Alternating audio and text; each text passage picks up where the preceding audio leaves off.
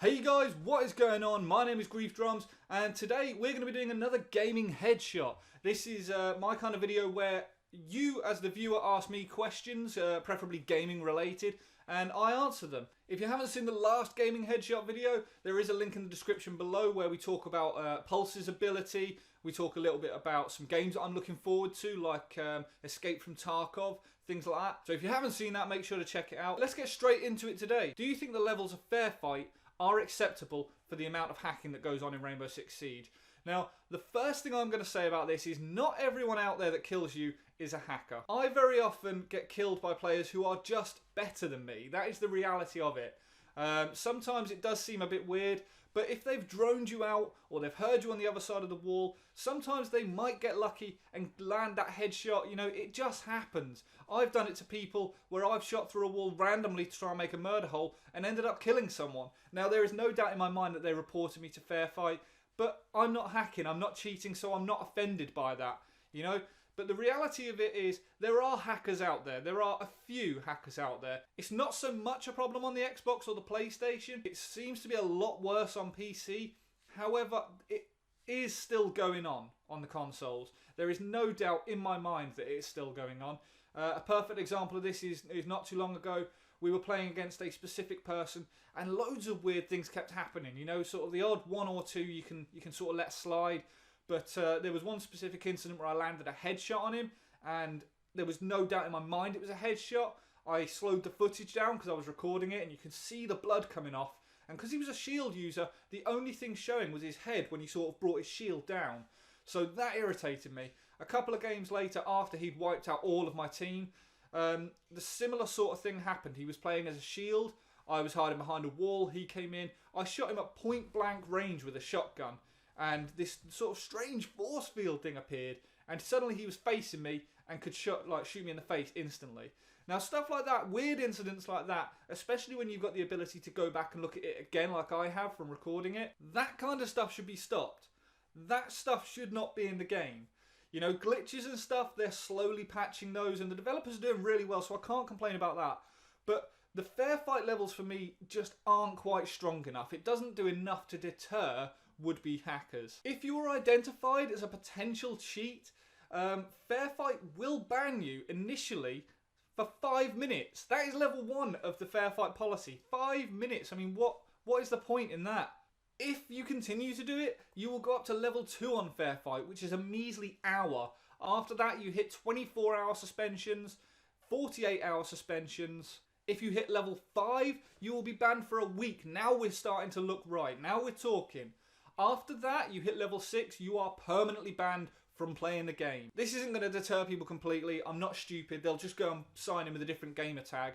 However, to have to go through 5 levels before that permanent suspension, that is too much for me. I personally think it should be more like a day, a week, gone. You know, there's your 3 strikes. And I mean, even that is pushing it. Now, a lot of people out there are going to say, well, you know, what if I'm not cheating and, you know, someone reports me? That's not how it works. The way it works is, if you get reported for suspicious behaviour, they will then start looking at you. If you're not doing anything wrong, you're not going to get banned. You're not going to work up those levels of Fairfight. Even I've done things in this game in which I have no doubt that other person has gone, he's hacking.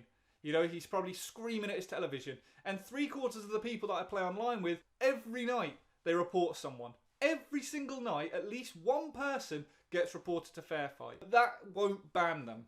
If that person isn't cheating, if that person has just done really well, listened to their surroundings, used their drone to find out where you are, you know, they're not going to get banned from Fairfight, no matter how many reports go in about them. They're just a good player. So, to answer the question, I don't think hacking is a massive problem on the consoles. However, I think in order to deter them, the Fairfight levels need to be harsher. Things are slowly improving, cheating countermeasures are getting better, and I'm starting to see a lot less of what I believe to be hacking. However, it is still there, and I think it's always going to be there in a certain element.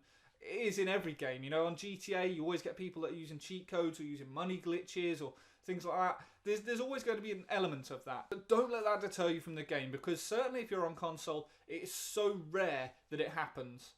Okay, so the next question I got was, what maps would I personally like to see in Rainbow Six Siege? Now, for me, I want to see the University one from the Situations map. We haven't seen that one yet. The only time you get to play it is if you completed all of the situations. You then go online and play with some other people in a full team. Now, this map really frustrated me because it could be so cool, but it's covered in all this yellow smoke and chemical agent, and you can't see what the hell is going on. And it looks like it could be such a good map. So I really want to see that. I want to see it properly. And I wouldn't be surprised if that comes along when the Brazilian operators come along. Obviously, we know from the Dustline announcement, it's not going to be in this particular DLC. Instead, I think we're probably going to get something like Saddam's Palace, something like that, or something similar to Bin Laden's compound. When Black Ice first came out, the picture that got released was the bow of a ship and a lot of snow down the bottom. So I wouldn't be surprised if this picture that we've seen is something similar to that, in which it sort of gives away a little bit about what the map is going to be. Now, as you can see from this picture, there is a lot of sand here. We know it's going to be in the Middle East, but there is also a road underneath that. You can see the white lines running up the middle. Now, this could be a pointer as to the kind of map it is. For me, it doesn't shed a whole lot of light on it. I can't really figure it out, unless it's going to be like a road crossing. If you watch Icy Cat, he mentioned something similar to this. Make sure to check out his video. He's an awesome, awesome YouTuber. But he was discussing the potential of it being a border crossing or something akin to that, in which, you know, it could be several buildings. So that has potential. I'm curious to see what it's going to be like. Other than that, you know, I'd love to see something like, you know, you had the potential of like a hospital. That might be quite cool. The only difficulty you'd have is the size of it and how many rooms there would be. I don't know how you'd work around that. A shopping centre might be really cool. That would be something that, you know, could be set over multiple layers with really long lines of sight. Certainly, you know, down over the main lobby area. That could be something that would be really cool. You could have skylights. You could, you know, really sort of expand it out. So that's something that I would really like to see. One of you guys, Harry, suggested like a football stadium or an NFL stadium, something like that. That could be quite cool, especially if you can't really go out onto the field, but you're moving around the outside of the stadium where all the shops are and all the, you know, the cafeteria area is. My personal favourite at the minute is still House. I think there's so many destructible areas to it, and it's so close and tight, and it's just really, really well put together and very, very effective. So initially I didn't really like Yacht. I would have preferred it if there were more destructible floors and things like that. It seemed a little bit too just straight up, you know, straightforward. You kind of just have to go through a lot of doors, unless of course you're attacking the kitchen. There's a lot of walls there that you can breach. But certainly, you know, verticality wise, there's not a whole lot to it. Okay, so the third and final question was from Last Mohican. He said, do you think snipers ruin games like Escape from Tarkov? Now, if you don't know what Escape from Tarkov is, make sure to check out my previous video, the Gaming Headshot episode 2, in which I discussed this game. It looks insane. To get to the question, no, I don't. The difficulty I have in answering this question is I like sniping in games like this. Certainly when DayZ first came out, I would always grab the Mosin Nagant and a very high-powered scope, and I would keep that distance between the enemy and me because you're a lot safer. I understand what you mean in the sense that you're running around 1 minute and then suddenly you're dead. That's it. All that hard work that you did and it's over. But that's kind of the point of snipers. Now, this game doesn't look like it's going to focus too heavily on sniping.